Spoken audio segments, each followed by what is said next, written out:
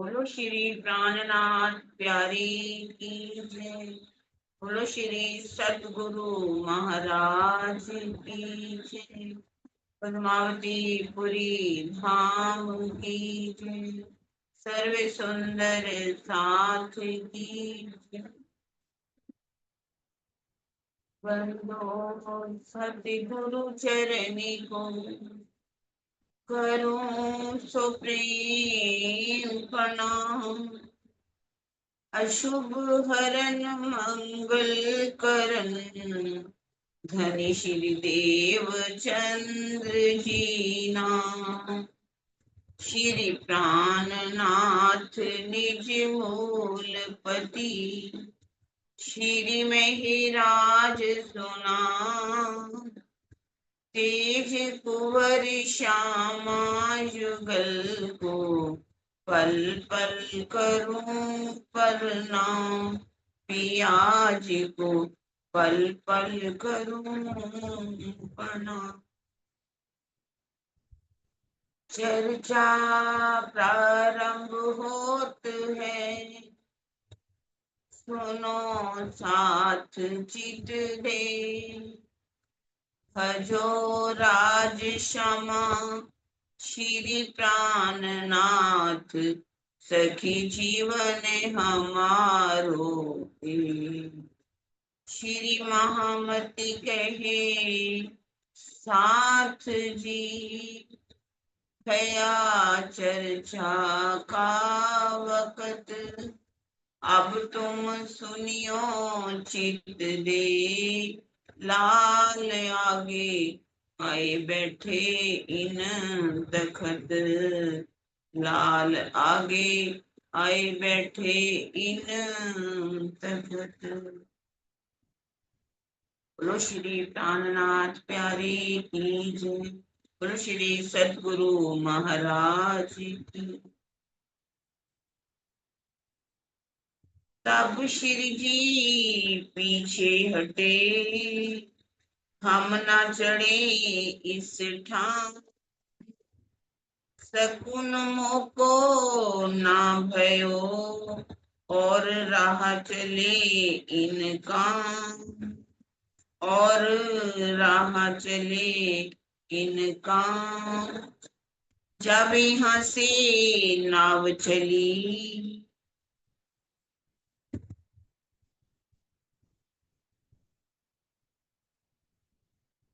आप क्षति धाम के धनी धाम के धुना प्राणों के प्रीतम श्री लालदास जी के धाम हृदय में विराजमान होकर के हमें नलिया से जब खंबालिया की तरफ चलते हैं। अब वो बीतक जो है सुना रहे। कल हमने नलिया की बीतक सुनी। बिहारी जी महाराज आते हैं। धारा भाई भी अपनी आत्म कथा सुनाता है। लेकिन बहुत कोशिश करने पर भी बिहारी जी महाराज उनको सुंदर साथ में सम्मिलित नहीं करते। बहुत आजिज़ी की उन्होंने। बहुत समझाने की कोशिश की। जागने के कार्य में भी बहुत सी बातें की।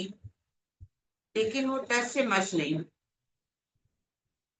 जब उनको नाव में बिठा दिया जाता तो वो खंबालिये के राजा के पास जाकर के शिकायत कर देते हैं कि यहाँ से मेहराज जो हैं वो निकलने वाले हैं। बाईजूराज तेज कुबरी जी भी हैं तो आप उनको पकड़ लेना। उनको मालूम था कि मैं उनका वैसे मुकाबला तो कर नहीं सकता क्योंकि उनकी चर्चा में जो रस है मेरी चर्चा में रस है। इसलिए सभी उनको धाम का धनी मानेंगे, मुझे कौन मानेगा। इसलिए ऐसा काम किया जाए ना बजे ना रहे 5 ना बजे बांसुरी। अगर वे राजी नहीं रहेंगे तो वो चर्चा कैसे सुनाएंगे। इसलिए उन्होंने उकसा दिया था क्योंकि वह पहले से ही उनसे दुश्मनी रखता था। अब अगली नाव से जैसे ही सुंदर साथ नाव में बैठ रहे थे, सबको पहले उन्होंने नाव में बिठा दिया, वैसे हम बाद में बैठते। जैसे ही नाव में बैठने लगे, उसी समय क्या आ गई, छींक आ गई। छींक आने से क्या होता है, शरीर अस्वस्थ हो जाता है, पूरी तरह से संतुलन नहीं बना पाता, जिसके कारण से अभी उन्होंने पांव रखा ही नहीं था कि नावक ने जो नाव थी वो रस्सी खोल दी। पानी का बहाव इतना तेज था कि नाव जो है पानी में चली। और शिव जी सहन अब खुशकी के रास्ते से वहां से चलते हैं, और वहां कहाँ पहुंचते हैं जाकर के, द्वारा जी। ये सुंदर सा नाव में बैठ करके खंबालिया पहुंच गए। जैसे ही नाव खंबालिया पहुंचती है, वहां पर राजा की जो चौकी है वो बिठाई गई थी, सैनिक खड़े थे। उन्होंने कहा कि इसमें महराज कौन है, महराज कौन है, महराज कौन है, क्योंकि 8 सुंदर साथ थे सूरत के। वो समझ गए कि बिहारी जी महाराज की कृपा यहाँ पर हो चुकी है। उन्होंने कहा महराज तो यहाँ कोई है ही नहीं। बहुत ढूंढा गया, देखा सबने कि इसमें तो महराज कोई है ही नहीं। तो उन्होंने कहा तेज कुबरी जी कौन है, यहाँ पर तेज कुबरी जी होनी चाहिए। उन्होंने कहा कि ये हमारी बहन है, हमारी भांजी की शादी हुई थी, हम भाग लेकर के बहन के घर गए थे, अब हम अपनी बहन को विदा करके सूरत लेकर के जा रहे हैं। तो ये मालूम था कि जो महराज हैं वो लोहाना जाति के हैं, और ये जितने भी यहाँ पर हैं इनके भाई तेज कुली जी के, ये तो ब्राह्मण है, क्योंकि उन्होंने उस समय अपनी जो शिखा है वो रखी हुई थी। स्पष्ट दिख रहा था कि वे ब्राह्मण है। तो वो समझ गए कि ब्राह्मण की बहन जो है लोहाना जाति की तो नहीं हो सकती। उन्होंने उस समय भी जात पात का इतना रंग था कि ब्राह्मण जाति वाले लोहाना जाति हो, क्षत्रिय जाति वालों का भी जूठा नहीं काटा। उन्होंने कहा कि ऐसा कीजिए, इससे पहले बात क्या है, ये तो चलेगी बात। बात आती है कि छींक आने पर क्या हमें कोई काम करना चाहिए, कहीं जाना चाहिए या नहीं जाना। क्योंकि शिव जी सब कहते हैं कि छींक आने पर वो नाव पर नहीं चढ़े, और जिसके कारण से उनको खुशकी के रास्ते पर जाना पड़ा। ये एक अपशगुन था, तो हमें भी अपशगुन को मानना चाहिए। वास्तव में बात ये थी कि जब छींक आई, आप भी हमें भी देखते हैं कि जब यदि छींक आ जाती है तो क्या है कि हम भी सावधान हो जाते हैं, कोई काम करना चाहे वो नहीं कर पाते अचानक ही। तो इन छोटी छोटी बातों को लेकर के हम भी कहे कि अब शगुन हो गया। जैसे कि हम कहीं जा रहे हैं, गाड़ी पर बैठने लगे तो रास्ते देखा कि सामने गाड़ी से एक बिल्ली जो है वो निकल गई। तो हम सब कहते अरे नहीं नहीं, अब हमें ना पहले घर जाते हैं, फिर जाकर के कुछ पानी पीते हैं, कुछ खाते हैं, फिर हम सोचेंगे कि अब हम चले, क्योंकि बिल्ली ने रास्ता काट लिया। इसी तरह से कि रात के समय क्या है, कई बार और भी कई ऐसे हमने नियम बना रखे हैं, अंधविश्वास, कि जैसे कि रात के समय नाखून नहीं काटने चाहिए। नाखून इसलिए नहीं काटते, इसका एक पीछे रीजन होता था। जब पुराने जमाने में लोग अपने नाखून काट रात को काटने बैठे, एक तो उस समय आज की तरह बिजली थी नहीं, और किसी तेज धार वाले हथियार के साथ, चाहे वो चाकू हो या किसी के साथ, उसके साथ नाखून काटने पड़ते थे। मान लीजिए रात को काट दिए, और वो जो नाखून है किसी हमारे भोजन में भी गिर सकते हैं उड़ करके। और इसी तरह से भी जिससे नाखून काटे जा रहे हैं, हमारे किसी तरह से उंगली में लग गया, खून इतना अधिक बह गया, वहां इतनी जल्दी डॉक्टर आज की तरह तो मिलते नहीं थे कि फोन करो डॉक्टर आ जाएंगे, आपका पैसा भले ही लग जाएगा। पर उस समय तो कोई डॉक्टर लोग थे ही नहीं, तो इलाज कैसे किया जाता। तब एक नियम बना दिया गया कि रात के समय नाखून नहीं काटते। कुछ लोगों ने नियम बना लिया, उस समय जो पहले जमाने के नियम थे उसी को आज भी लागू किया जा रहा है कि दिन भर झाड़ू नहीं लगाना, रात को झाड़ू नहीं लगाना चाहिए। रात को झाड़ू लगाने से क्या होता है, उस समय क्या होता कि जब झाड़ू लगा दिया जाता है रात को, मान लीजिए झाड़ू लगाया किसी ने, आपकी कोई ऐसी अनमोल चीज जैसे सोने की चीज है, आपके नाक का कील है, या आपके कानों का कोई झुमका है, या उसका कोई भी है, टॉप्स है, वो गिर जाए मान लो आपकी, तो झाड़ू जब लग रहा है तो उसके साथ क्या होता था, वो चीजें भी बाहर फेंक दी जाती थी। तो वहां उस समय एक नियम बना दिया जाए गया कि रात के समय झाड़ू नहीं लगानी चाहिए। पर अगर आज उन्हीं नियमों को आज हम लागू करके रखें कि हमें भी नहीं करना, फिर ये नियम बना दिया जाता है कि इस दिन सिर नहीं धोना चाहिए, ये बड़ा भारी होता है वीरवार के दिन। तो सिर धोने का या उस परमात्मा के दिन जो है क्या अलग अलग है। मंगलवार को कुछ ऐसा चीज नहीं खानी चाहिए, वैसे सारा हफ्ता जो मर्जी खाते रहो, लेकिन मंगलवार को हमें ये चीज नहीं खानी, इसे सिर नहीं धोना, इसे नाखून नहीं काटना, इस दिन ये काम नहीं करना। तो ये सारे अंधविश्वास, इन पे हमें यकीन नहीं करना चाहिए। जैसे कि पहले जमाने में कुछ नियम बना दिए गए जिसको कहा जाता है कि घड़ोली भरना। उस समय सब लोग क्या करते थे, पानी बाहर से लेने जाना पड़ता था, सब मिल करके एक विशेष जो है, जैसे लड़के को नहलाना होता था, उसकी जो घड़े मतलब घड़ा होता था उसको सजा दिया जाता था, और सब अपने अपने भी घड़े लेकर के जाते थे, पानी भर के ले आते थे। नाच सभी बहुत दूर जाना पड़ता था, कोई बोर ना हो, तो इस तरह से वो कुछ गाते बजाते हुए शुभ गीत गाते हुए जाते थे और ले आते थे। तो आज भी एक नियम बना दिया गया कि शादी से पहले घड़ोली भरनी ही भरनी। सब लोग कहा जाता कि एक कंगना बांधा करते थे। इसका भी एक विशेष रीजन था उस समय, क्योंकि देखना होता था कि किसके अंदर कितना धैर्य है। पहले तो बांधने वालों का देखा जाता था कि समस्याएं किस तरफ से आएंगी।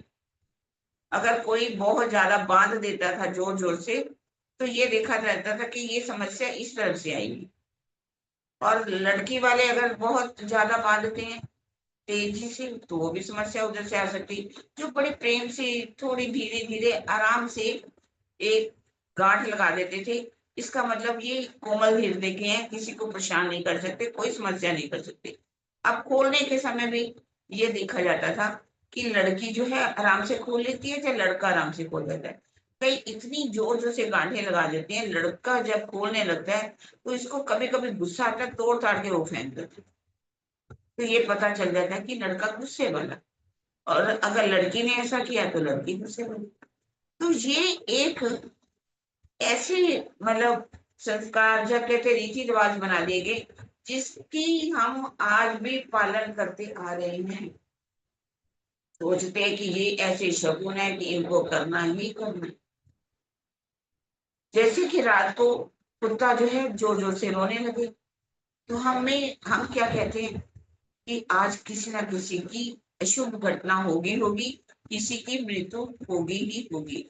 अगर रात को बिल्ली जो है वो रोने लगे, बिल्ली जो है जब रोती है तो तब भी अपशकुन माना जाता है। हमें ये सोचना चाहिए कि यदि इन जानवरों में या पक्षियों में इतनी सेंस काम करती है, उनको पूरा जो भी होने वाला घटना है उसकी अनुभूति हो जाती है, उसका अंदर पता चल जाता है, तो हमें क्यों नहीं पता चलना चाहिए। हमें भी इस बात का पता चल जाना चाहिए कि ये होना, क्योंकि हमारे अंदर आत्मबल होगा हम राज्य का ध्यान करेंगे, हमारी जो सुषुम्ना नाड़ी इतनी प्रभावित हो चुकी होगी कि हमें पता चलेगा, त्रिकालदर्शी हम भी हो जाएंगे कि ये घटना होने वाली है, ये घटना होने वाली है। जैसे कि समुद्र में जब भूकंप आना होता है तो उसका पता पूरा अनुमान कैसे लगता है? मछलियों के द्वारा। मछलियों को पता चल जाता है कि भूकंप आने वाला है, और ये बात कुत्तों को भी पता चल जाती है, कई जानवरों को भी पता चलती। आजकल तो आप वीडियो देखेंगे, वीडियो के अंदर यदि कोई गाड़ी जा रही है तो उसके अंदर सामने कभी मोर आएगा, कभी कोई पक्षी आएगा, या कभी कोई जानवर आएगा, और वो रोकेंगे कि गाड़ी रोको, गाड़ी रोको, गाड़ी रोको। और यदि गाड़ी वो रोक देते हैं तो उसी समय देखते हैं कि सामने पहाड़ गिर जाते हैं, या कोई ऐसी घटना हो जाती है, लैंडस्लाइडिंग हो जाती है, जमीन फट जाती है। अगर उन सबको ये पता चल जाता है तो क्या हम सुंदर साथ सबको इस बात का पता नहीं होना चाहिए कि क्या घटना होने वाली है? तो कहने का भाव ये है कि ये सब क्या है? अंधविश्वास है, जिन पर हमें बहुत ज्यादा, ये काम नहीं करना चाहिए, ये काम नहीं करना चाहिए, इन पर विश्वास नहीं करना चाहिए। इसी तरह से ही उस समय भी जब खंबालिया में नाव पहुंच गई तो जात पात, छोटी जाति बड़ी जात उसमें बहुत थी। क्योंकि ब्राह्मण लोग जो थे वो छोटी जात वालों की हाथ का, क्षत्रिय हो या शूद्र हो, उनके हाथ का खाना नहीं खाता। उस समय तो इतना था कि यदि कोई शूद्र, जैसे कि कुएं भी जो है गांव के अंदर कुएं कई होते थे, ये क्षत्रियों का कुआं, ये ब्राह्मणों का कुआं, ये शूद्रों का कुआं, ये वैश्यों का कुआं। कोई शूद्र किसी गलती से भी वो पानी पी ले कुएं का तो लोग पानी भी पीना बंद कर देते थे उसका, ब्राह्मण लोग, कि ये कुआं तो अब क्या है, अपवित्र हो गया, इसका हम पानी भी नहीं पिएंगे। उसकी छांव भी अगर पड़ जाती थी किसी शूद्र की तो क्या करते थे वो लोग? उसको इतना मारते थे कि तुम इस कुएं के पास आए क्यों? पानी भी कुएं का नहीं पीते थे। भोजन करना तो बहुत बड़ी बात थी, क्योंकि जाति प्रथा इतनी ज्यादा बढ़ चुकी थी। कोई भी क्षत्रिय जो है, उस हिसाब से मैं बता रही, वो पंडित लोग भी क्या करते थे, आज भी कच्चा भोजन और पक्का भोजन ये बहुत चलता है। जब भी कोई ब्राह्मण लोग किसी के घर आते हैं, कोई श्राद्ध हो या कोई मृत्यु का संस्कार हो, कोई भी काम हो, संस्कार करना हो, तो ब्राह्मणों को बुलाया। ब्राह्मण लोग आकर के कौन सा खाना खाएंगे? पक्का खाना खाएंगे, कच्चा खाना कभी नहीं खाएंगे। पक्के खाने का मतलब है जिस खाने को तल करके देसी शुद्ध तेल घी में बनाया जाए तो वो पक्का खाना। अगर उसको पानी में बना दिया जाए तो कच्चा खाना। जैसे कि आज भी लोग श्राद्ध करते हैं, पंडितों को बुलाते हैं, पंडित लोग क्या करते हैं, उनको कहेंगे कि ये जो खाना है आप जाकर के कुत्ते को डालाओ, बिल्ली को डालाओ, कौवे को डालाओ, पूजन करेंगे उसका करके वो दे देंगे। क्या आपके जो पूर्वज हैं कुत्ते बने, बिल्ली बने, सांप बने, कौवे बने? ये पंडितों के बनाए हुए संस्कार हैं। पंडितों ने अपने पेट को भरने के लिए ये सब कर रखा है। जैसे कि एक बार किसी ने अपने घर में पंडित जी और उनके बेटे को कहा कि आप आइए और हमारे घर में भोजन कीजिए। अब उन्होंने बहुत शुद्ध घी का हलवा बना रखा था, और खीर बना रखी थी, पूड़ी बना रखी थी, बहुत सी सब्जियां बना करके तल तल के बनाई हुई थी देसी घी में। बाप बेटा खूब खा रहे थे। बेटे ने बीच में क्या किया, पानी पी लिया। बाप ने एक थप्पड़ मारा उसको। कहता आप मार क्यों रहे हो? कहता तुझे पानी पीना नहीं चाहिए, जितना खा सको उतना ज्यादा खाओ, पानी से पेट भर जाएगा। कहता पिताजी आप गलती कर, मैं इसमें एक तय बना रहा हूँ। फिर उसने एक थप्पड़ मारा। कहता आप क्यों मार रहे हो? कहता ये बात मुझे पहले क्यों नहीं पता? मतलब पेट पालने के लिए, अपनी जीभा को संतुष्ट करने के लिए इन्होंने ऐसे नियम बनाए हैं कि पक्का भोजन तो हम खाएंगे, लेकिन पानी में उबला हुआ खाना नहीं खाएंगे। अब यहाँ पर देखिए, इतनी जाति प्रथा थी उस समय, आज भी है। आप कई शहरों में चले जाओ, मध्य प्रदेश में चले जाओ, यूपी में चले जाओ, वहां ब्राह्मणों का क्या है, शमशान घाट अलग जहाँ जलाया जाता है, और जो क्षत्रिय हैं उनका अलग, वैश्य का अलग, शूद्रों का अलग। शूद्रों का, वैश्य शूद्र तो फिर भी कभी एक पर कर लेंगे, लेकिन जो अशूद्र है उनका तो शमशान घाट भी अलग। जब ये शरीर मिट्टी में मिल जाएगी, हर चीज मिट्टी में मिल जाएगी, शरीर रहेगा ही नहीं, तो कहाँ से पवित्रता, कैसे पवित्रता, कौन सी छुआछात? सारी दुनिया जो है इस छुआछात में इसी डूबी हुई है कि इनसे बाहर ही नहीं निकल रही। सबको पता होना चाहिए कि ये वरण किसके हिसाब से होते, गुण से, कर्म से और स्वभाव से होते।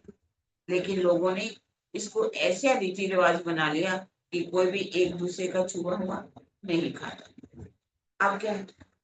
जैसे ही उन्होंने कहा कि आप ऐसा कीजिए, बायजूराज जी, तेजकुमारी जी को कहा कि आप इनको खिचड़ी बना करके पानी में बनाइए, अगर ये खा लेंगे तो हम समझ जाए कि ये इनकी बहन है। बड़ी सुंदर सा, जो वहां के सूरत की थी, वो बड़े खुश हुए कि आज तो बड़ा ही शुभ दिन है, आज बायजूलाल जी जो है वो भोजन बनाएंगे और हम भोजन करेंगे। तेज कुबली जी ने सामान दे दिया गया, अपने हाथों से बड़े प्यार से सबके लिए खिचड़ी बनाई, खिचड़ी बना करके एक ही थाल में रख दी। सभी सुंदर साथ ने उस खाने को, भोजन को बड़े ही प्यार से खाया, और इतने खुश हुए, इतने आनंदित हुए कि आज हमें तेज कुबली जी के हाथ का खाना। जब वहां के देखा पंडित ने, राजा ने, कि ये तो खाना खा गए, इन्होंने तो भोजन, कच्चा भोजन भी कर लिया, इसका मतलब है कि जो सूचना हमें मिली है वो गलत मिली है। उन्होंने वहां से उनको छोड़ दिया, जिसके लिए चुपाई भी आती है। बहुत जापता दिन किया, चले आना कछू लगार, खलास किए दूसरे दिन, हुआ तरफ धनी निर्धार। निकल छोड़ दिया गया उनको, वहां से कहा कि आप जा सकते हो। बहुत जाब्ता क्या, पूरी तरह से जानकारी कर ली गई कि ये तेज कुबरी जी नहीं है। अब वहां से निकले सुबह शाम, अगली नाव में बैठ के, नाव में बैठ करके कहाँ पहुंच जाते हैं, धौरा जी पहुंच गए। जैसे ही धौरा जी पहुंचते हैं, इधर से शिरडी साहब खुशकी के रास्ते से वहां पहुंचे। वहां पहुंचे तो देखा कि प्रेम जी और थावर जी भाई, वो भी अपनी बैलगाड़ी लेकर के आ जाते, क्योंकि उनको पता चल गया था कि जो शिवजी साहब है वो धोरा जी पहुंचे। अब उन्होंने सब सुंदर साथ को बैलगाड़ी के ऊपर बिठाया। बैलगाड़ी के ऊपर जैसे ही बिठाया, उस समय क्या हुआ, जो बैलगाड़ी थी, समुद्री रास्ता था, कीचड़ भरा रास्ता था, बैल जैसे ही गाड़ी को खींचता, उसके जो पांव थे कीचड़ में फंस जाते, रेता में फंस जाते, और कोशिश करने पर भी नहीं निकालते। और जो गाड़ी चलाने वाला बैठा हुआ था, रथवान, गाड़ीवान, वो क्या करता था, अपने आरे को इतनी जोर जोर से मारता था, और वो जिससे उसको जोर दर्द होता था, वो क्या करता था, अब वो जोर लगाता था, पैर जो उसका निकल जाता था, फिर आगे चलता था, पैर धंसते चले जा रहे थे उनके। तब उस समय एक प्रकरण उतरता है, थोरेड़ा माँ मुके तारी भूसड़ी, वाटड़ी विस्मी गाड़ी भार भरी, धोरेड़ा माँ मुके तारी भूसड़ी। धोरीड़ा आरे मारे रे, हारे तूने गोधे घने रे, तूता नाके न थानो, तूता बंद बधानो, गुण आपने रे, धोरीड़ा माँ मुके तारी दूसी। इसका माँ मुके तारी दूसी, ये जो रास्ता है समुद्र का, जो किनारा है वो क्या है, बहुत ही कठिन है। और गाड़ी बांझो, वो तुम्हें बहुत अधिक मार रहा है, और तुझे ऐसे आरे मार रहा है, तुम्हारे ऊपर क्या है, उसको चुभो रहा है आरे को। और तुम्हारी जो रस्सी है, नाक में रस्सी जो है वो भी बंधी हुई है, जिसके कारण हे तू बैल, तुझे चलने में बहुत अधिक बाधा का सामना कर पड़ रहा है। इसका वास्तव में भाव क्या है, मेरा जी जो है अपने जीव को कह रहे, हे मेरे जीव, ये धर्म का रास्ता जो है बहुत कठिन होता है, क्योंकि इस राह पर चलने पर बहुत ज्यादा जिम्मेवारी का पालन करना पड़ता है। क्योंकि सदगुरु महाराज ने तुम्हें जिम्मेवारी दी है कि तूने सुंदर साध को परम धाम के रास्ते पर लेकर के चलो। लेकिन बिहारी जी महाराज जो है, हर रास्ते पर रोड़ा अटका रहे, क्योंकि गादीवाद की जब परंपरा चल जाती है तो वो हर रास्ते पर रोड़ा अटकाती है, ताकि जागने का कार्य जो चलना चाहिए वो तेजी से ना चल सके। पर तुम कह रहे हो कि सदगुरु महाराज ने तुम्हें वायदा ले लिया था कि सुंदर सार को तुम्हें परम धाम पहुंचाना है, और इसी कारण से तुम दिए हुए वायदे के कारण पूरी तरह से अपने उत्तरदायित्व को तुम्हें निभाना ही पड़ेगा। बिहारी जी महाराज तुम्हारे ऊपर कितने भी आरे क्यों न चुभाएं, कितना भी रास्ते में रोड़ा क्यों ना बने, तुम्हें कितनी भी कठिनाई का सामना क्यों ना करना पड़े, अब तुम्हें तो आगे चलना ही है। आगे कहते, धोरीड़ा अवाचक थे रे, मुक्ति ना बुलाए रे, कल ने वेलू रे धोरी उबट उठानो, श्वास मां खाए रे। कहते, हे बैल, तू अवाचक है, गूंगा है, तू भूख से तड़फ रहा है, लेकिन तू कुछ मुझसे बोल नहीं सकता। रास्ता जो है कीचड़ भरा है, रेत भरा है, ऊबड़ खाबड़ है, तुम्हें चलने में बहुत कठिनाई का सामना करना है। पर ये बैल, तुझे चलना ही पड़ेगा। इस तरह से मेरा जो है अपने जीव जैसे वो बैल को कह रहे हैं, जीव को कह रहे हैं, हे जीव, तुमने तो तेरे अंदर क्या भावना है कि मुझे सुंदर साथ को जगाना है। बिहारी जी जो महाराज है, उन्होंने हर तरह से क्या है, वाणी को फैलने के लिए रोक लगा दी।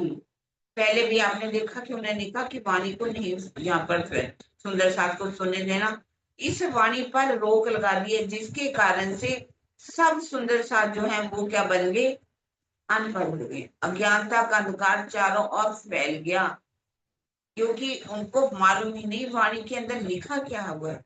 यदि उनको ये मालूम पड़ जाए कि वाणी के अंदर लिखा हुआ है कि हाक नजीक सैरत से आड़ो पटना द्वार, खोली आंखें समझती देती, राजी सबके दिलों में बैठे हुए हैं।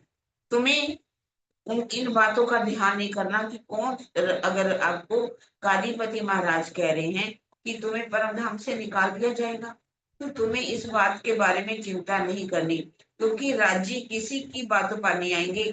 जिस दिल में बैठे हमको तो परम धाम में लेकर के ही जाएंगे। क्योंकि बिहारी जी जो है, उन्होंने सभी सुंदर साध के अंदर क्या है, ऐसी अज्ञानता भर दी है कि अगर मैं परम धाम में नहीं जाऊंगा तो आपको परम धाम भी नहीं जा सकते। जिस कारण से सूरजी भाई, उन्होंने धारा भाई को निकाल दिया, और बिहारी जी महाराज के कारण ही फूलबाई का भी त्याग करना पड़ा, और खंबालिए का राजा तो उनकी जान का ही दुश्मन बन बैठा कि उनको जान से ही समाप्त कर दिया जाए। यही कारण है, यही संकीर्णता है कि जो जागने की राह पर रोड़ा बन रही है। पर कितना भी कठिन रास्ता, धर्म का रास्ता तो कठिन है, कितना भी कठिन रास्ता क्यों ना हो, तुम्हें इस रास्ते पर जागनी करनी ही करनी। फिर कहती है, धो रेड़ा घनु देहलू रे, पीधा भोगवे रे, तारे कांधे चांदी रे, दुखड़ा सहे रे। हे बैल, ये मार्ग इतना कठिन है कि तुझे इस रास्ते पर चलना ही है, क्योंकि पूर्व जन्म में जब तुम मरु के जीव थे, तूने मांग लिया था कि मेरे द्वारा जागने का कार्य होना चाहिए। जब जब तुमने ये मांग ही लिया, भले कितनी कठिनाइयां क्यों ना हो। तुम्हारे जैसे बैल को कह रहे हैं कि तूने चांदी, तुम्हारे ऊपर जो बाल भाले जो होते हैं, चांदी पड़ गई है, पर तुझे बहुत अधिक दर्द भी हो रहा है, लेकिन जागने का रास्ता तो तूने अपना लिया है। तुझे इस जागने के रास्ते पर चलना ही पड़ेगा। राजी, जब तुमने तन से मांग लिया था कि जागने का कार्य मेरे द्वारा होना चाहिए, तो ये जितनी भी कठिनाइयां रास्ते में आए, बिहारी जी आपके साथ कितना भी दुर्व्यवहार क्यों ना करें, तुम्हारा हृदय इन बातों से कितना मार्मिक हो चुका है, कितना दुख दे रहा है, उनके बातों से कितने घाव तुम्हारे हृदय में हो रहे हैं, लेकिन तुम्हें इस जागने के रास्ते को छोड़ना नहीं है। तुम्हें सुंदर साध को वहां पर परम धाम की राह पर लेकर के ही चलना है, क्योंकि गुरु पुत्र है ना। गुरु पुत्र के साथ उन्होंने कहा तुम मिलकर के जागनी करो, इसलिए तुम अवाचक को बोल भी नहीं सकते, कुछ बात कह भी नहीं सकते कि बिहारी जी महाराज ऐसा क्यों कर रहे हो। तब उन्होंने कहा कि तुम्हें धोरेड़ा जाए रे, उजानी दरोड़ा दौड़ तू आवे, दया ने बिना रे, बैठा मारड़ी पड़ावे। तू भूखा है, प्यासा है, मंजिल तक पहुंचने के लिए दौड़ा दौड़ी कर रहा है, गाड़ी वाहन इतना निर्दयी है कि तुझे बारंबार मार रहा है, क्योंकि बिहारी जी महाराज जी ने रास्ते में इतनी कठिनाइयां खड़ी कर दी। किसी तरह से भी वो सुंदर साथ चाहते ही नहीं कि सुंदर साथ की जान में उन्होंने बहुत से सुंदर साथ जो है उनके तरफ चले गए, और वो जो है नहीं चाहते कि जागने का कार्य हो, बिहारी जो महाराज जी हैं वो आगे बढ़े। इस तरह से उन्होंने कई नियम बना दिए जो कि जागने के राह में आड़ा थे। उन्होंने कहा कितनी भी कठिनाइयां हो पर तुम चलते ही चलो। अब कह रहे धोरेड़ा वही नहीं छूटे रे, करण अपना रे महराज, कहे एम सीधा एक घना रे। कि कह रहे हैं कि ये बैल तो अपनी मंजिल तक तुझे पहुंचाना ही पड़ेगा, भले ही कितनी कठिनाइयां हो। तुम अपने उत्तरदायित्व से मुक्त नहीं हो सकते।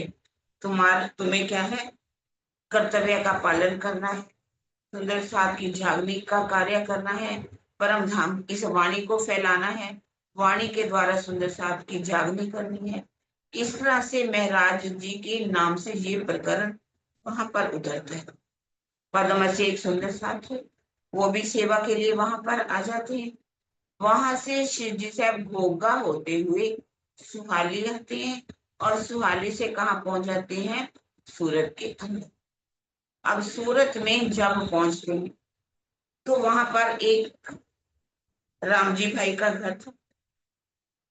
वहां पर 17 महीने तक शिव जी सूरत में रहते। मोहन जी भाई का घर था, मोहनदास अमीन का, वो वहां का पटवारी था।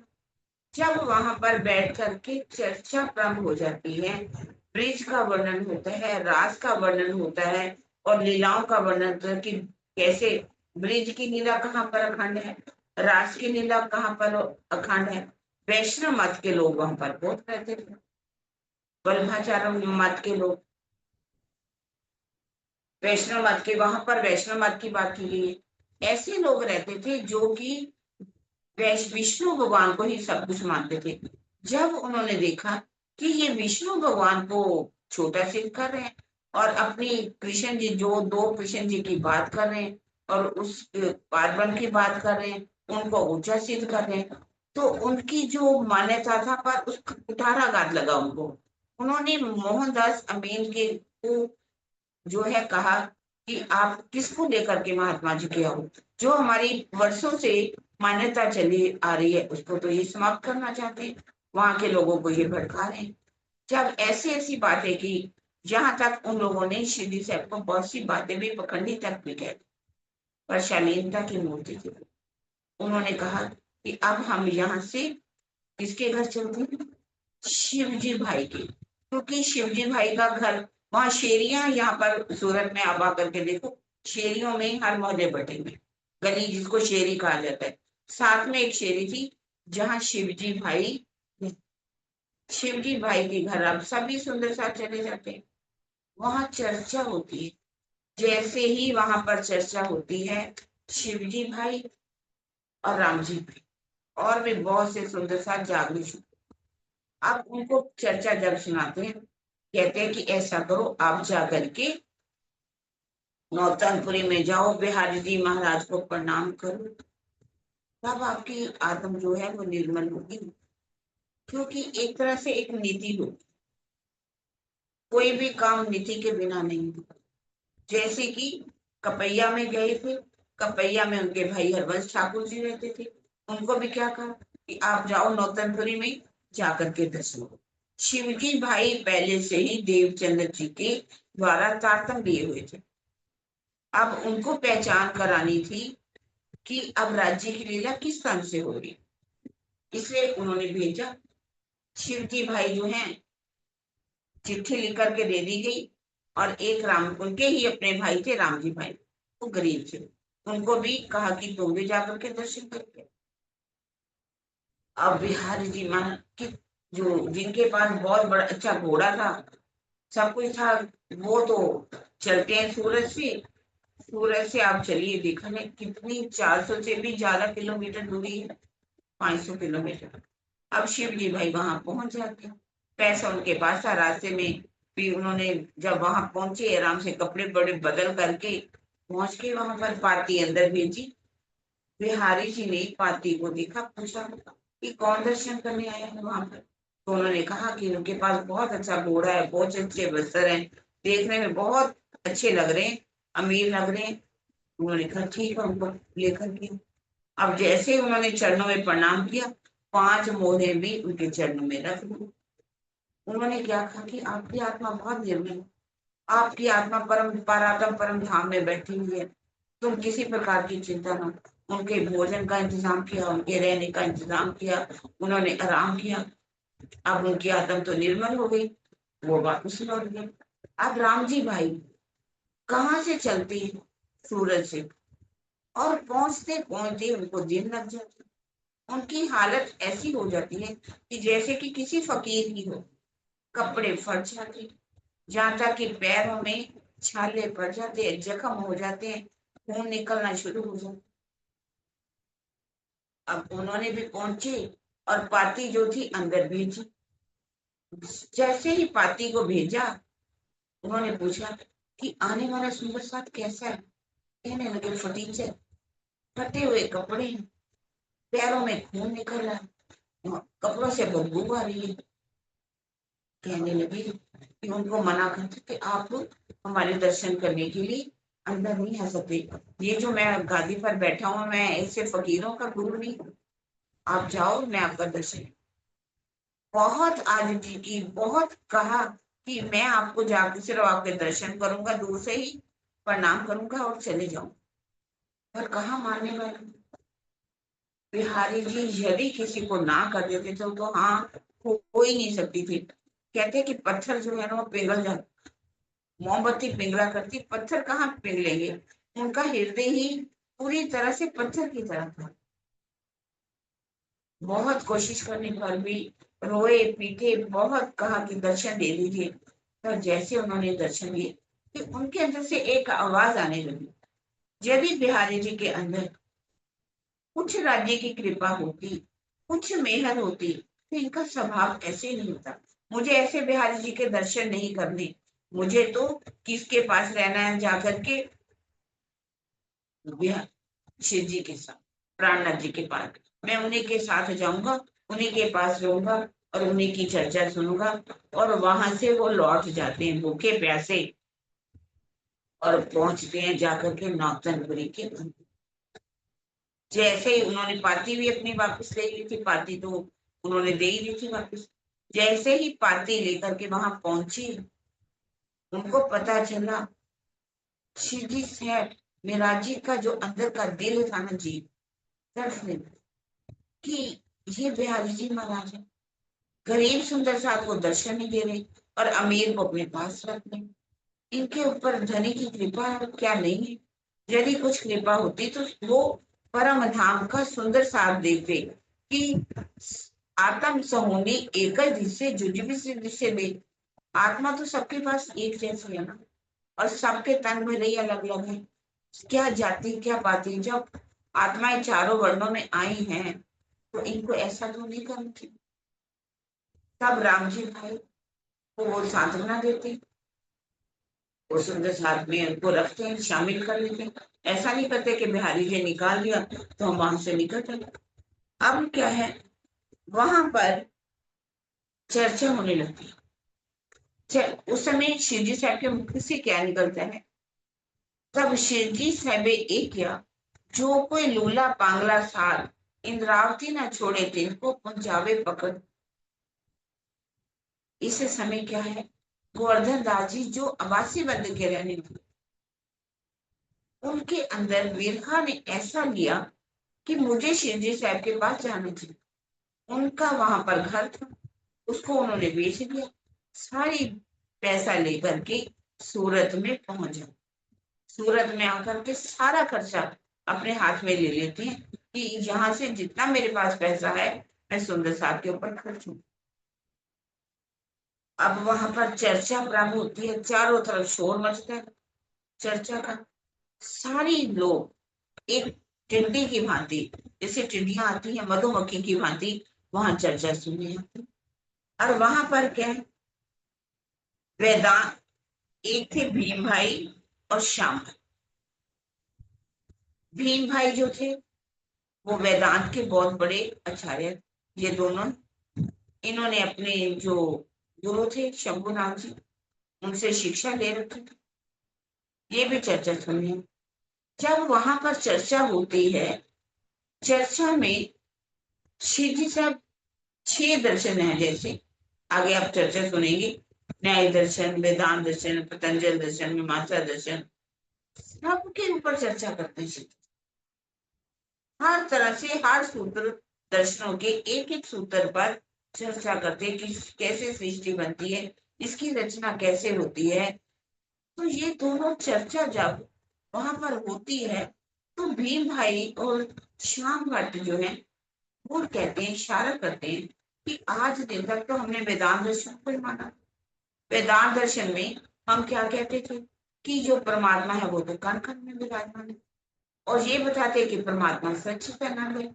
अगर परमात्मा की बनाई हुई सृष्टि, अगर उसी परमात्मा ने सृष्टि को बनाया होता तो वे सत्य होती, चेतन और अनंत नहीं होती। तो क्योंकि हमारे पास एक ही दर्शन है, एक ही दर्शन का ज्ञान है, 6 दर्शनों का ज्ञान न होने के कारण हमें पता ही नहीं था हम किसको मानते आ रहे हैं आज दिन तक। अक्षर ब्रह्म का जो स्वाप्निक स्वरूप है जिसे ओम कहा गया है, हमने उसको सब कुछ मान लिया। तो अब उनका पूर्ण विश्वास जो है शिव जी से आपके ऊपर आ गया। वो भीम भाई जो है, भीम भट्ट जो है, पूरे परिवार के साथ आकर के क्या है, उनके द्वारा धर्म ग्रहण कर लेते। देखा देखी श्याम जी भाई भी आ जाते हैं चरणों पे, पर बाद में वो वापस चले जाते। अब वहां पर वैष्णव मत की भी चर्चा होती, क्योंकि वैष्णव मत वाले जो हैं वो क्या करते हैं, विष्णु के नाम से कृष्ण जी अपने आप को बड़ा भी मानते हैं, भंडारे भी करते हैं। वैष्णव मत वो चर्चा वहां होती, हो भाई मेरे वैष्णव के ये वाको निर्मल जाकी आत्मा, नीच कर्म के निकट ना आवे, जाकी पहचान हुई पार बन। क्योंकि वैष्णव मत वाले जो है कर्म कांडी होते, कहते हैं कि वैष्णव वो है जिसका हृदय जो है आत्म जहां जीव भाव से मिले कितना निर्मल हो, जिसकी पहचान उस पारब्रह्म से हो जाती है, जो पतिव्रता पने से भी न थे विषय जी। पतिव्रता के रूप में कहते हैं कि उनको मानना चाहिए, जैसे एक पतिव्रता नारी अपने पति को ही सब कुछ मानती है। वैष्णव वाले क्या करते हैं, वैष्णव मत वाले वो पखंडबाजी करते हैं, बहुत अच्छी अच्छी जो है पहनावा पहनते हैं, धुला हुआ सफेद, और क्या है कल्फ लगा करके बड़े अच्छे अच्छे टीके लगाते हैं। कहते 100 माला गबाओ गले में, द्वादश करो 10 बेर। भले ही आप अच्छे अच्छे कपड़े पहन लो, द्वादश करो, तब 12 जगह पर टीके लगा लो, पर उस परमात्मा को आप नहीं पा सकते। आप लकड़ी को धो धो करके क्यों ना जलाओ, पैसा इकट्ठा करके बहुत बड़े बड़े यज्ञ क्यों ना करो, पर उस परमात्मा को आप नहीं पा सकते। और वैष्णव मत वाले भी को भी इस तरह से उन्होंने जब वहां पर चर्चा की, एक थे गोविंद भाई, वो आकर के संबोधनी टीका की चर्चा करते थे वहां पर। सुबोधनी टीका के वल्लभाचार्य जी जो थे, ये वल्लभाचार्य जी वालों का मत था वहां पर। और वल्लभाचार्य जी वाले जो हैं, उन्होंने तो अखंड की पहचान कराई, अखंड भागवत का सुबोधनी का टीका किया। उन्होंने बता दिया कि अखंड में जो है वो लीला अखंड हो रही है, लेकिन वल्लभाचार्य मत वाले जो उनके अनुयायी हैं वो पूरी तरह से समझ नहीं पाए। उन्होंने विष्णु भगवान को ही सब कुछ मान लिया और वही जो है रिवाज करने लगे। यहाँ तक जो प्रकरण उतरता है उसमें लिखा हुआ है कि अगर आप सुबोधनी टीका को मानते हो और वल्लभाचार्य जी की बातों को नहीं मानते, तो आप जो भले ही गलत करो, आप ही गलत माने जाओगे। आपके जो गुरु हैं वल्लभाचार्य पर, उन पर सोने ना लगन से आई, जैसे सोने के ऊपर कालक नहीं लगती, वो उसको जब गलाया जाता है तो वो कंचन बन जाती। इसी तरह से आप वल्लभाचार्य जी को मत होने के कारण उनकी बातों को नहीं मानते, आपको तो गर्भ में ही समाप्त हो जाना चाहिए।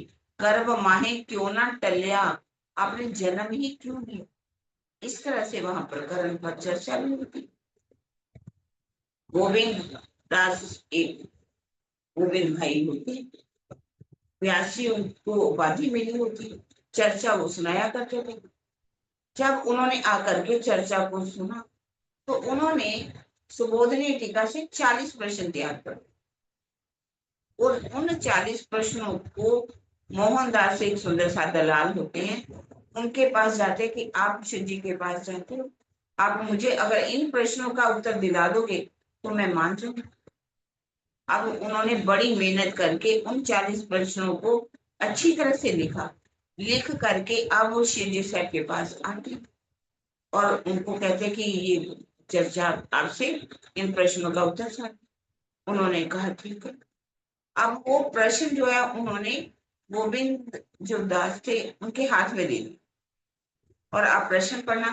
फिर उसके ऊपर उन्होंने पहले ही भागवत की हर तरह से ब्रज की, रास की चर्चाएं की, इस प्रकृति की चर्चा सब सुनाई और फिर कहा कि आप एक एक प्रश्न को पढ़ते जाओ।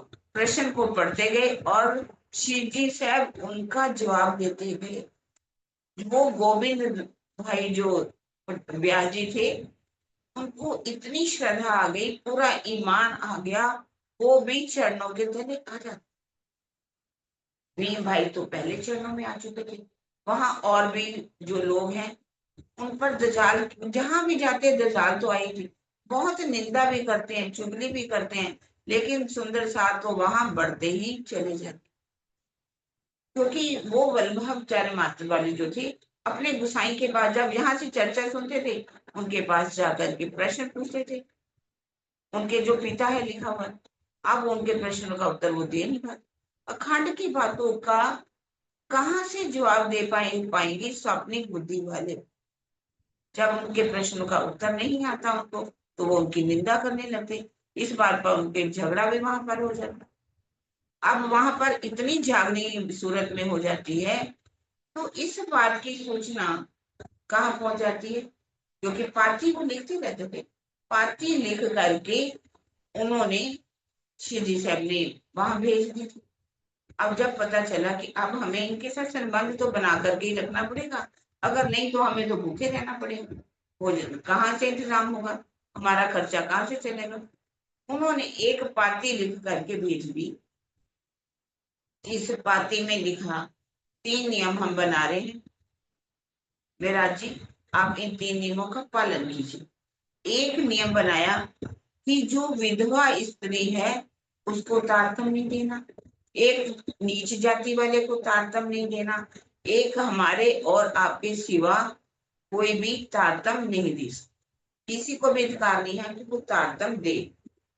अब जैसे ही इन नियमों को उन्होंने देखा कि इन्होंने तो 3 नियम बना करके भेजे, सीधे से आप सोचने लगे, अब इनका जवाब तो हमें देना पड़ेगा। अब उन्होंने इनका जवाब देने के लिए एक पाती जिसमें लिखा, बिहारी जी महाराज, आपने जो नियम बनाए, आपने पहला नियम बनाया कि छोटी जाति नीच जाति वालों को तारतम्य नहीं दे।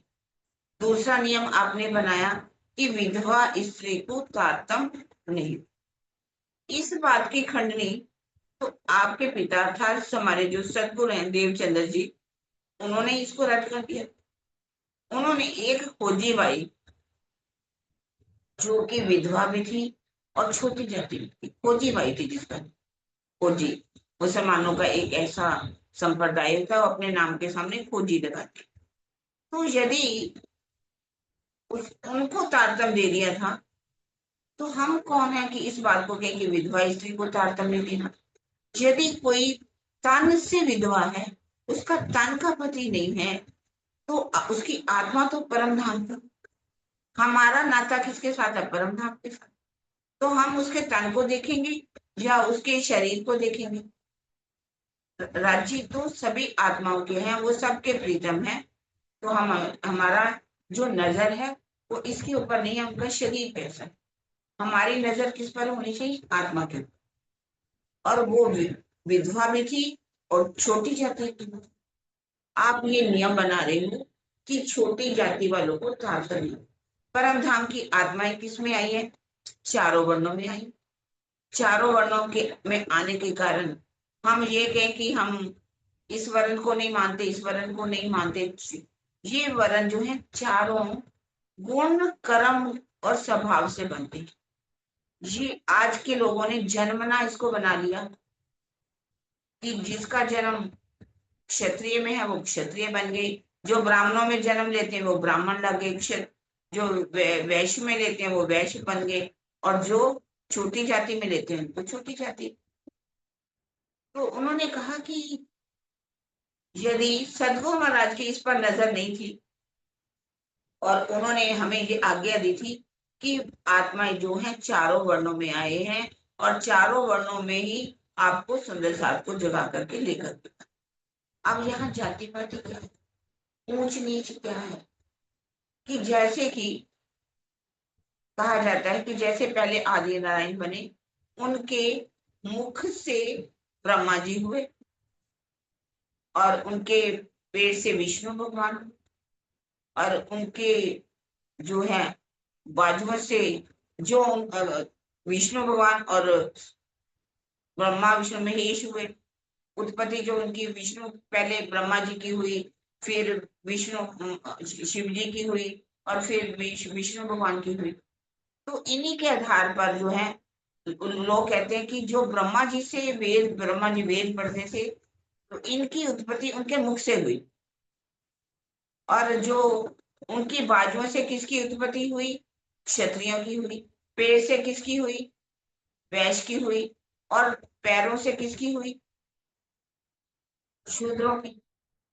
ये यहाँ के जितने भी पंडित लोग हैं या ब्राह्मण लोग हैं, उन्होंने ऐसे लोगों के अंदर नियम बना करके ऐसी धारणाएं बना दी। मान लीजिए ब्रह्मा जी की जो मुख से जो ब्राह्मणों की उत्पत्ति हुई, अगर किसी के चरणों को काट दिया जाए, चरणों पर वो खड़ा ही नहीं हो जाएगा, तो वो तो अपाहिज हो जाएगा, चल कैसे सकता था।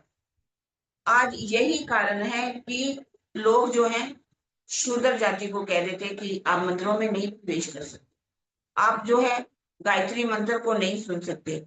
यदि कोई गायत्री मंत्र सुनता है तो उसके कानों में क्या है? शीशा पीस करके डाल दिया जाए, पिघला करके।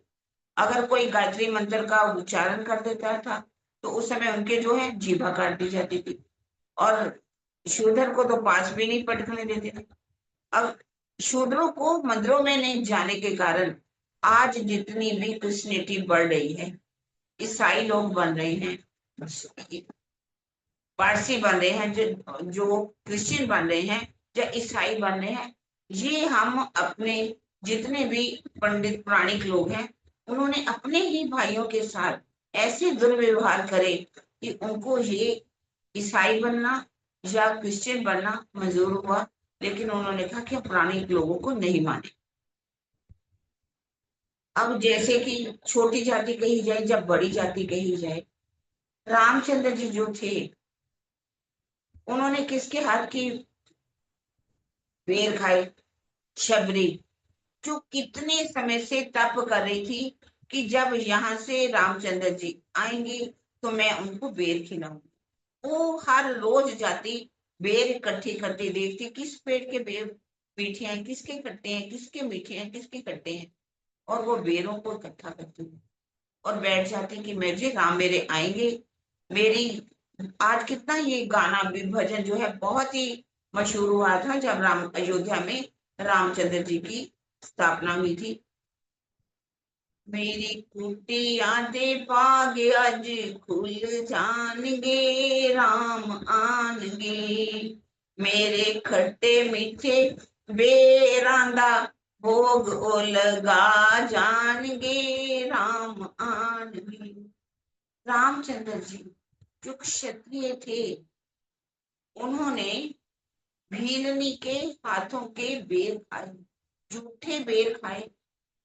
यदि वो बेर खा सकते हैं तो हम कहें कि हम इन छोटे भीलनी हैं, ये छोटी जाति है, इनके हाथ का भोजन नहीं करेंगे।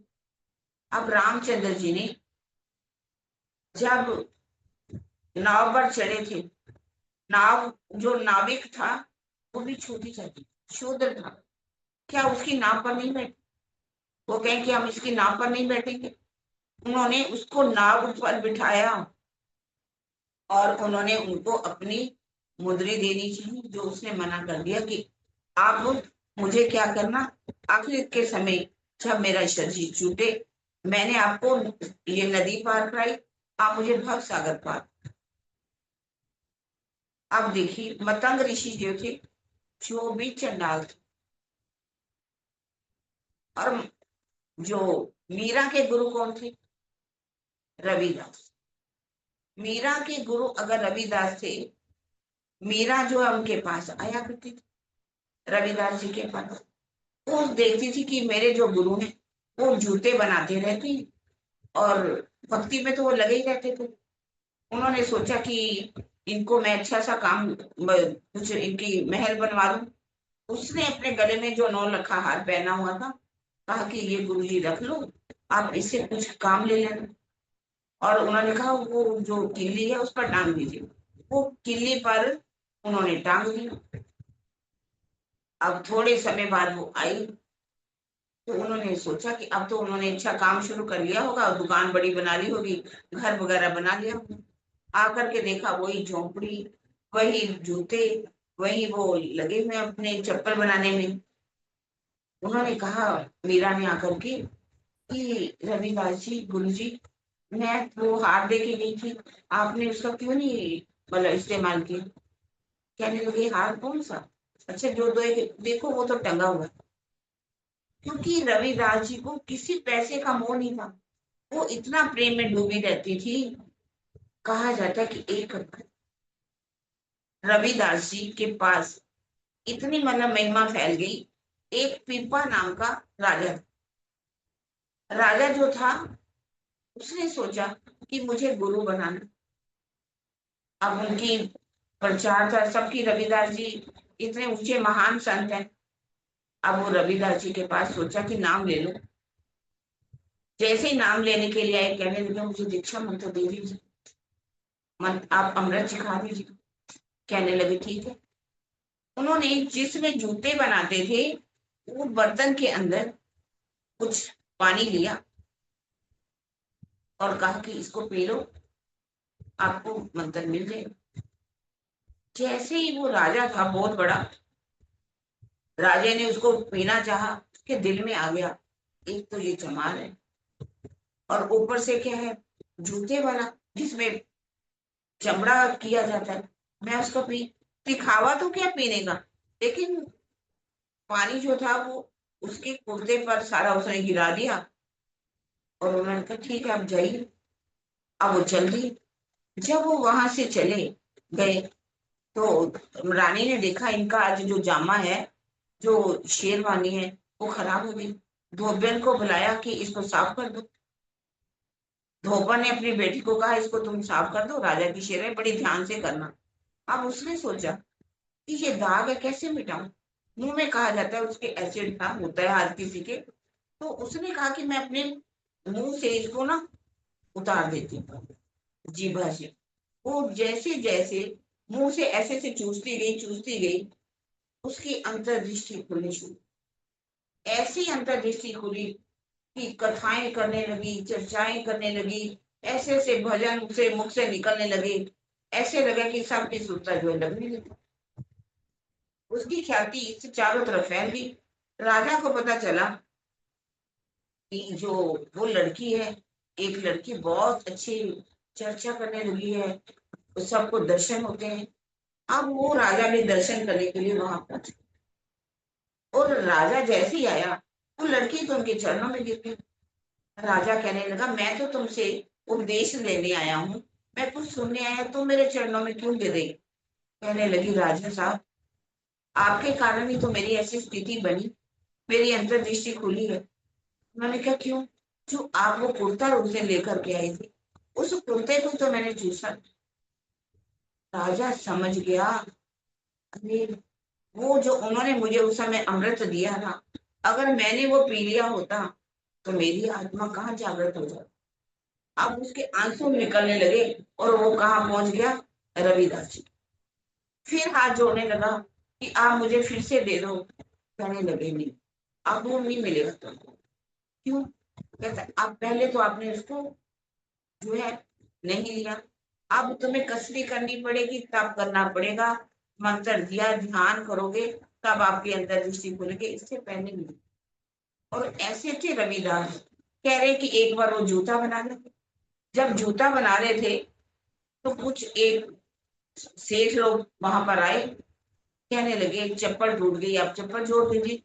कहने लगे अच्छा। चप्पल उन्होंने जोड़ने लगे तो उन्होंने कहा कहाँ जा रहे हो। कह रहे हरिद्वार गंगा जी में स्नान करने जा रहे हैं। कहते कुछ चढ़ावे भी चढ़ाओगे। कहते 1100 रुपया है, इकट्ठा कर रखा है, वहां जाकर के गंगा जी पर चढ़ाएंगे, दक्षिणा सबको देंगे। अच्छा। तो उन्होंने जूती जब ठीक की तो उन्होंने भी उसको पैसे दिए, 3 पैसे दिए। उनमें से उन्होंने कहा सोचा कि ये तो जा ही नहीं है, मैं अपना भी एक पैसा दे देता हूँ, मेरा भी पहुंच जाएगा, मैं तो जा नहीं पाता। अब उन्होंने एक पैसा दे दिया। उसको कहा कि ये जो आप ही गंगा में जाकर के मेरी भेंट दे देना, पर मेरी भेंट तब देना जब गंगा स्वयं ले, वरना वापस ले आना। कहते ठीक है। अब वो वहां गए, गंगा जी में खूब स्नान किया, दक्षिणा इत्यादि दी, गंगा जी पर जो चढ़ाना था चढ़ाया। अब उन्हें याद आया कि उन्होंने मुझे एक पैसा दिया था, मुझे उसको भी चढ़ाना है। अब उन्होंने ये भी कहा था कि गंगा खुलेगी। आप कहने लगे, उन्होंने जो शब्द कह करके भेजा था कि मैं काशी का, वो जो चमार है, जो रविदास है, उन्होंने एक पैसा भेजा है, आप ले लो गंगा जी आकर के। जैसे ही उन्होंने ये शब्द बोले, बाहर एक हाथ निकला और उन्होंने हाथ ऐसे किया, उन्होंने एक पैसा रख दिया, गंगा नीचे चली। और थोड़ी देर बाद फिर हाथ बाहर आया, उन्होंने कहा ये एक कंगन उतारा और कहा ये कंगन जो है वो किसको दे देना, रविदास को दे देना। अब वो कंगन लेकर के आते। अब मन में बेईमानी आ गई कि कंगन तो बहुत ही रत्नों से जड़ा हुआ है, हम क्यों ना इसको राजा को जाकर के दे दें। पहले कहते सुनहरे के पास जाते, सुनारे ने कहा कि इसकी कीमत तो मैं सारी दुकान भी बेची दूं तो अदा नहीं कर सकती। अब वो राजा के पास जाते हैं, कहते हैं कि ये हमारे पास कंगन है, आप इसे खरीद लीजिए, हमें पैसे की जरूरत। राजा ने देखा कंगन तो इतना रत्नों से जड़ा हुआ, इतना सुंदर है। उसने अपने पत्नी को बुलाया, कंगन तुम्हें पसंद है। पत्नी पहन के खुश हो गई, कहने लगी कि एक हाथ में तो कंगन है, दूसरा भी चाहिए। अब उन्होंने कहा कि आप ऐसा करो, यहाँ बैठो, दूसरा ऐसा कंगन ला के दो, नहीं तो आपको फांसी पर चढ़ाएंगे। वो कंगन लाए तो लाए कहाँ से। अब वो बहुत करने पर उन्होंने एक गलती मानी और सारी कहानी बता दी कि कैसे रविदास ने पैसे लिए थे और वो गंगा को दिए, गंगा ने ये कंगन दिया। हमारे पास कंगन कहाँ से आ सकता? उनकी सच्चाई को देख करके उन्होंने कहा हमारे यहाँ ऐसा एक रविदास रहता है, हमें पता नहीं, हमें मिलना चाहिए जाकर के। अब रविदास जी के पास चले गए। उन्होंने कहा जाकर के कि हमें सारी बात पता चली, हमें कंगन ऐसा एक और चाहिए। तो कहने लगे आप हमें वही पैसा दे दीजिए, हम जाकर के गंगा को देंगे, वो कंगन हमें मिल जाएगा। कहते इतनी दूर जाने की क्या जरूरत है? यहीं पर उन्होंने उसी के अंदर जैसे ही वो हटाया तो वहां गंगा बह रही थी, हाथ डाला और गंगा निकाल कर दे दी। कहते मन चंगा कटौती में गंगा। क्योंकि रविदास जी भले ही शरीर के वो थे छोटी जाति के, चमार जिसे कहा जाता है, लेकिन उनका दिल कैसे था? जिसकी जिसको गुरु मीरा ने बनाया, बड़े बड़े राजाओं महाराजाओं ने जिसको गुरु बनाया, और आज हमारा समाज जो क्या है, छोटी जाति बड़ी जाति को मानता। जैसे कि मैंने बताया कि अगर रामचंद्र जी ने उनके बेर खा लिए, उर्वशी, उर्वशी किसकी बेटी थी? उर्वशी जो है उसके, वो उसके बेटे कौन थे? वशिष्ठ जी। वशिष्ठ जी किसके गुरु थे? रामचंद्र जी। रामचंद्र जी के गुरु जो वशिष्ठ थे, वो उर्वशी जो कि एक नर्तकी थी, जो गणिका थी, उसके बेटे को उन्होंने अगर अपना गुरु बनाया। और वाल्मीकि जिन्होंने रामायण लिखी, रामचंद्र जी ने की रामायण जिस वाल्मीकि जी ने लिखी, वाल्मीकि जिनका नाम ही वाल्मीकि थी, जो एक शूद्रा के बेटे थे, अगर उन्होंने उनको गुरु बना लिया तो हम कहें कि छोटी जाति बड़ी जाति। सत्यवती किसकी प्रेशर के साथ, जिन्होंने वेद व्यास जी को जन्म दिया, वेद व्यास जी ने जिनको सारे वेदों का ज्ञान, सारे धर्म ग्रंथों का ज्ञान था, सबने उनको अपना गुरु बनाया। वेद व्यास जी की आज भी सब पूजा करते हैं। व्यास जी के नाम से क्या लगाई जाती है? सिंहासन लगाए जाते हैं। और हर अभी गुरु पूर्णिमा आई, व्यास जी की पूजा सबने की। यदि वो बेटे सत्यवती के हो सकते हैं तो ये कहा जाए कि छोटी जाति बड़ी जाति है, हम इसको नहीं मानते, तो इन बातों को नहीं लेना चाहिए। इस तरह से जवाली, मतंग ऋषि, ये छोटी जाति के होने पर, गडरिया होने पर, चंडाल होने पर भी ये सबके पूजनीय बने। उन्होंने कहा कि हम आपकी इस वर्ण जाति को नहीं मानते। पाती लिख करके, और कलश ग्रंथ जो है वो भी सूरत में ही उतरा था, नाव में जाते हुए बेहदबानी उतरी थी, उनको भी उन्होंने भेज दिया। जब ये पाती उन्होंने पढ़ी बिहारी जी में, किताब को भी देखा, उन्होंने क्या कह दिया कि अब हमारा नाता आपसे नहीं, हमने आपको देख लिया कि आप सुंदर साथ भी नहीं हो। और ये जो किताब देखी, उन्होंने कहा ये किताब कलश नहीं है, बल्कि कौन सी है? कलेश है। क्योंकि इसके अंदर चौपाइयां तो लिखी हुई थी गुजराती के अंदर, इंद्रावती के में अंगी संगी, इंद्रावती मारो अंग, जो अंग सोपे इंद्रावती नु प्रेम में रमाड़ू रंग, सुख देव, ये हिंदी वाली नहीं है, गुजराती वाली चौपाई है। सुख देव सुख माते जगों सार, इंद्रावती ने उपमा में दीदी मेरे हाथ। इस तरह से चौपाइयां जब पढ़ी, उन्होंने कही ये सारी तो शोभा किसको मिल गई? इंद्रावती जी। मैं तो नाम का धनी रह गई, इसलिए मैं इस किताब को भी नहीं मानता, इस किताब को भी वापस भेज दिया। जैसे ही उन्होंने इस किताब को वापस दे दिया और पाती में पढ़ी आकर के, पाती में देखा कि उन्होंने तो मुझे भी परम धाम से निकाल दिया, मुझे भी सुंदर साथ में से निकाल दिया। ऐसा तो नहीं करना चाहिए। अब वो बड़े उदास बैठी थी, वहां पर सुंदर साथ इकट्ठे हुए, भीम भाई आए, उन्होंने उनको कहा कि बताओ बिहारी जी महाराज ने क्या प्रसाद भेजा, कौन सी अमृतवाणी भेजी। अब उन्होंने फाती पढ़ी, फाती में जब लिखा हुआ था, जब देखा कि इन्होंने तो शिवजी साहब को भी परम धाम से निकाल दिया, उन्होंने कहा कि आज के बाद ही शिव जी से कोई भी सुंदर साथ वहां नहीं जाएगा। हमने आपकी पहचान कर ली है, आपके स्वरूप की पहचान कर ली है। आज के बाद हम आपको जुगत रूप को बिठा करके हम कहते हैं आप ही हमारे धाम के धनी हो। और उन्होंने वहां पर बैठ करके आरती उतारी। यहाँ आज सूरत के अंदर मैं बैठी हूँ, सूरत के अंदर ही उनको सबने धाम धनी मान करके आरती उतारी। और सब सुंदर साथ को कह दिया कि आज कोई भी उनके दर्शन करने के लिए वहां नहीं जाए। अब जमात तो इतनी इकट्ठी हो चुकी थी, उन्होंने दिल में सोचा कि अगर ऐसे समय में लालदास जी आ जाए तो जागने का काम तो बहुत दिवस है। राजी ने दिल में ले लिया कि लालदास जी को आना ही चाहिए। इससे पहले लालदास जी जागने करने के लिए कहा जाता है कि सुदामापुर पहुंचे। सुदामापुर की ये कहा जाता है कि सुदामापुर में वो सुदामा रहते थे जो कि चावल लेकर के द्वारका में गए थे और द्वारका में जाकर के अपने मित्र से मिले थे। जब उन्होंने जब उनके क्या किया था, अपने आंसुओं से उनके चरणों को धोया था।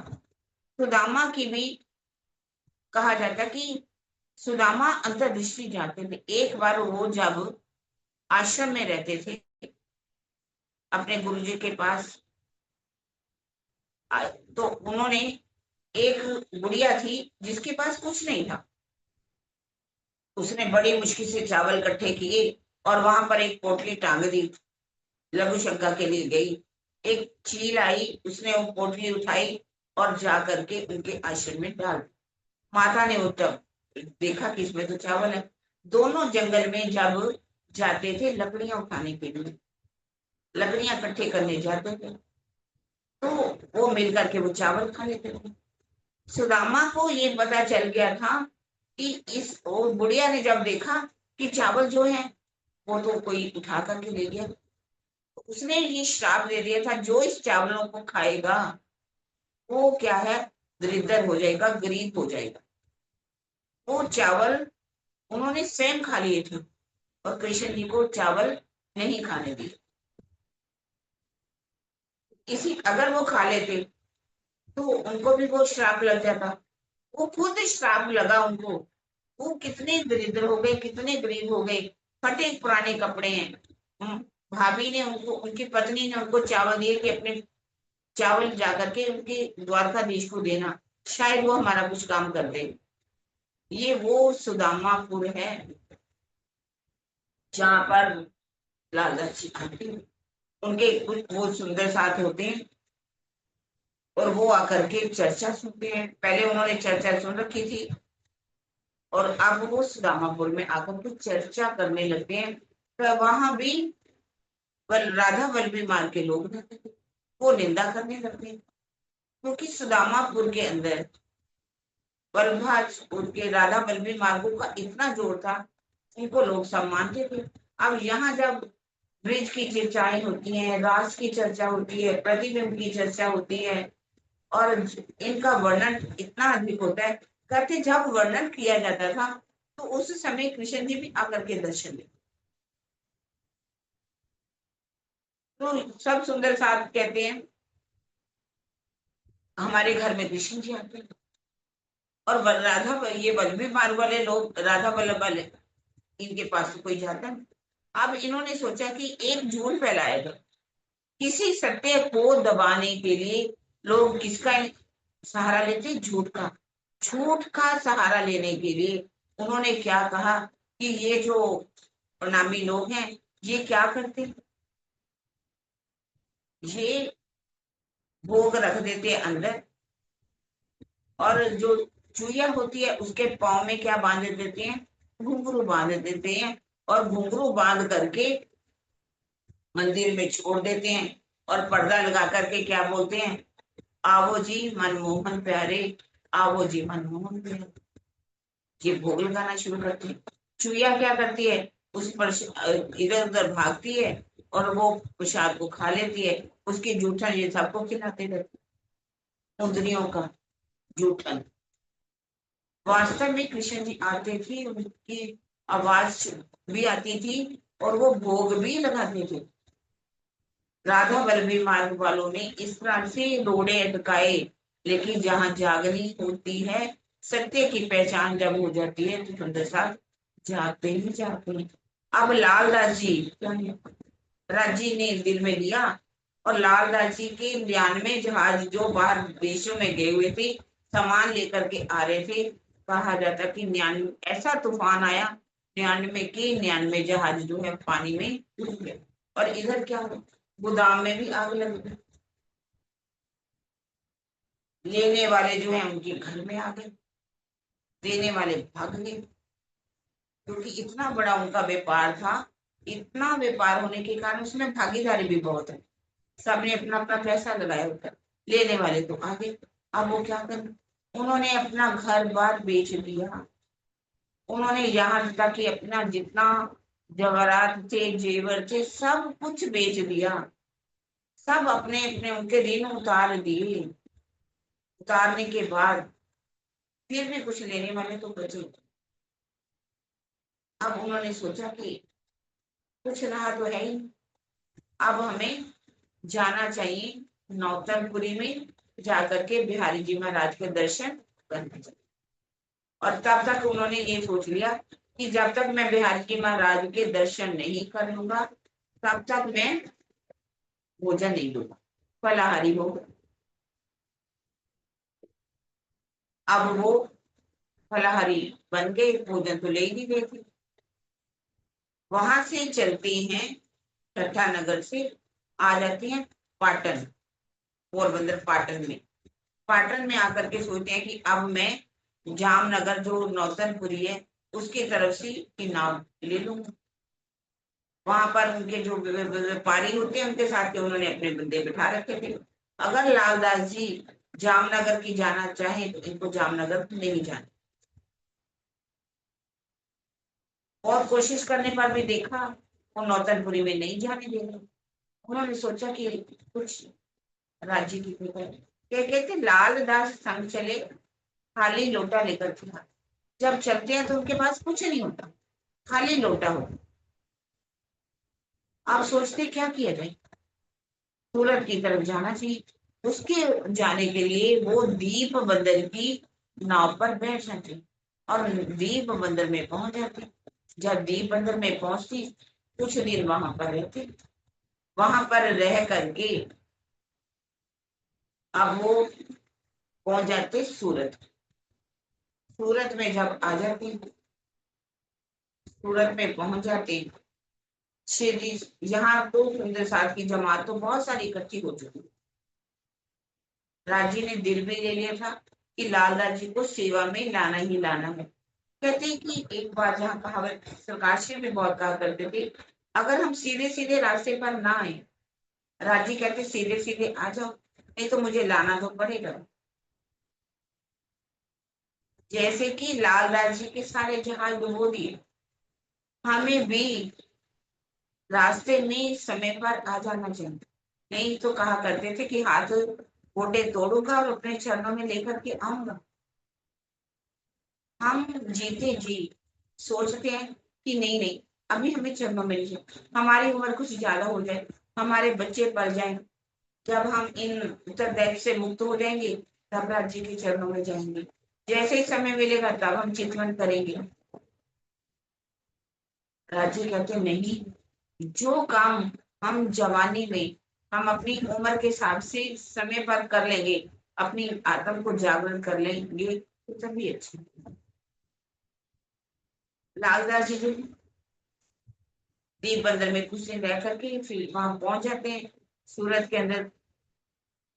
पता चला कि शिवजी साहब वहां पर है, सुंदर सार के मिलावे में आकर के शामिल हो जाते हैं।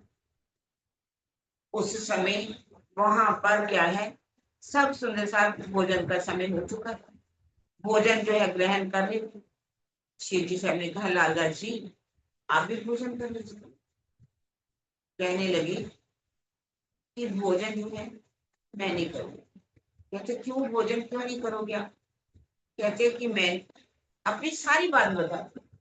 शिव जी साहब के साथ बैठते हैं कि कैसे कैसे मेरे जहाज थे, कैसे वो डूब गए, लेने वाले आ गए, लेने वाले भाग गए, कैसे मैं वहां पर पाटन पहुंचा। पाटन में मैंने सोचा था कि मैं जब तक नौतनपुरी में जाकर के बिहारी जी महाराज के दर्शन नहीं कर लूंगा, तब तक मैं भोजन नहीं करूंगा, तब तक मैं फल ही लेता हूँ। सारी बात बताते हैं और कहते हैं कि मैं पहले नौतनपुरी में जाकर के दर्शन करके ही भोजन करूं।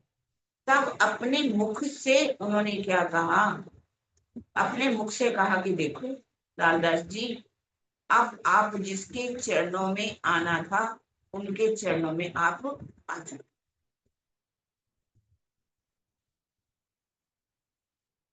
आज से पहले कहीं भी उन्होंने ये पहचान अपनी नहीं दी थी कि आपको धामधनी के चरणों में आ ही चुके हो। अब आपको कहीं भी जाना की जरूरत नहीं है, आपको नौतनपुरी में जाकर के बिहारी जी महाराज के दर्शन करने की जरूरत नहीं।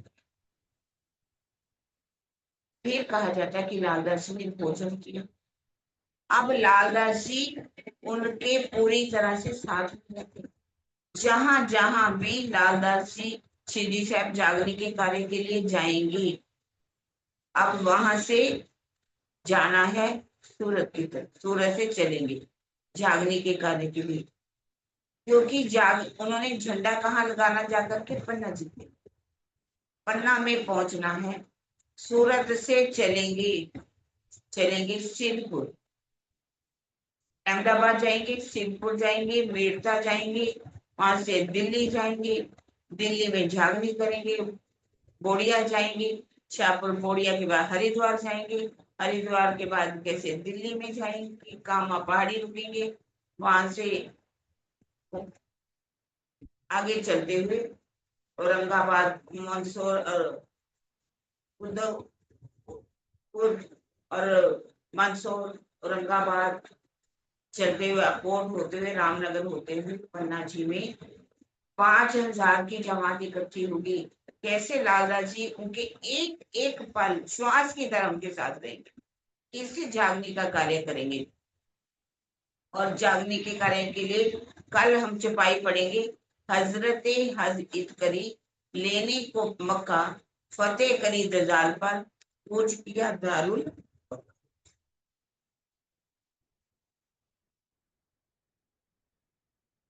अब यहाँ से बिहारी जी महाराज की लाइन अलग हो गई। वो गादीपति बने हुए हैं। गादीपति जो हैं वो रास्ते में सबके रोड़ा धोड़काते हैं।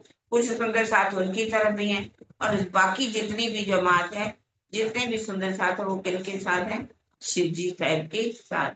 उनको कैसे महाजर कहा जाएगा, महाजर किसे कहा जाता है, गाजी किसे कहा जाता है, मक्का किसे कहा गया और मदीना किसे कहा गया। जमात चलेगी जागने की राह पर। और इसके लिए अब हम चौपाई कल पढ़ेंगे, आज इस चौपाई को दोहरा देते हैं सुंदर साथ जी। अगला जो है, अगला जो अध्याय है वो अलग से अभी तक जो चलेगी, उसका टॉपिक कुछ बदल जाता है, इसलिए भले 5 मिनट हमारे पास हैं, लेकिन इस चौपाई को हम दोहरा देते हैं। मेरी महामती कहे, ए मोमिनो, ए शरत करो याद, फिर लाल आगे की कहूं, जो झगड़े की बुनियाद, जो झगड़े की बुनियाद।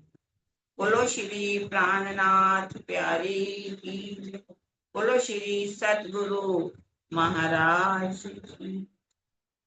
प्रणाम।